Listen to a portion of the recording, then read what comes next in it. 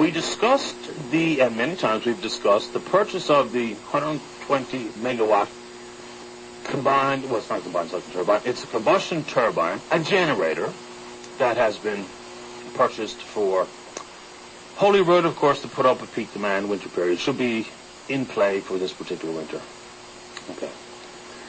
So there was a lot of questions submitted, and Nalcor, thank you very much, has replied to many. I have some follow-up questions, which I'll be sure to submit to them.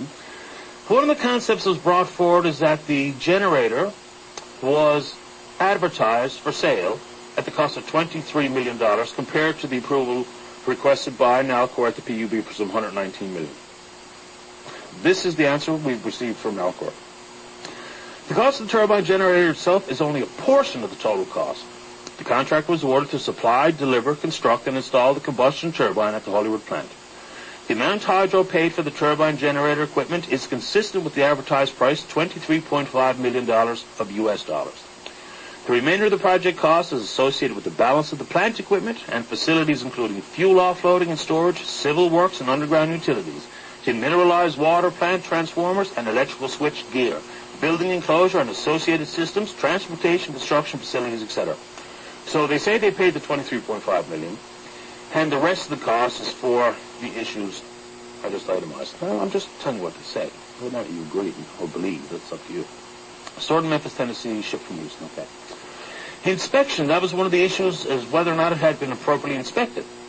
Prior to finalizing the contract, I'm just telling you what Nalcor is saying, the combustion turbine equipment was inspected by a third-party independent engineer who has expertise in condition assessments of gas turbines.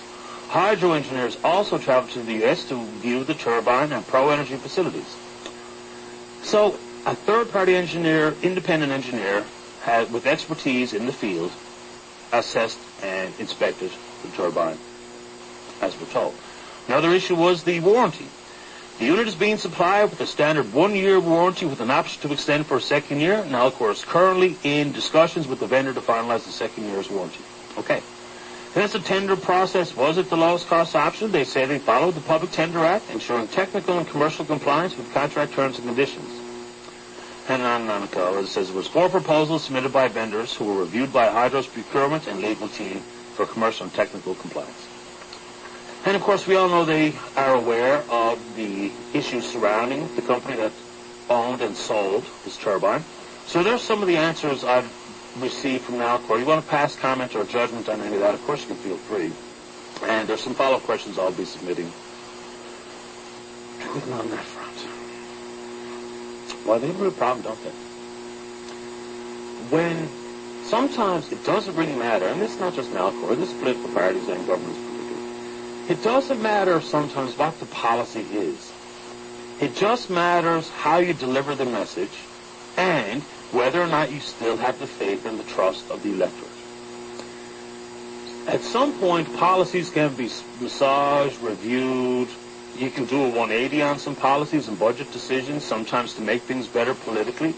But when you go down the road of cynicism, gross to mistrust, you have a serious problem. A serious problem. Some of that can indeed be turned around by the leader, because people do indeed have faith and put a lot of stock in who the leader of a party is. Well, it proves itself out time and time again. But they're in a bad spot here. They really are in a bad spot. Is there any coming back?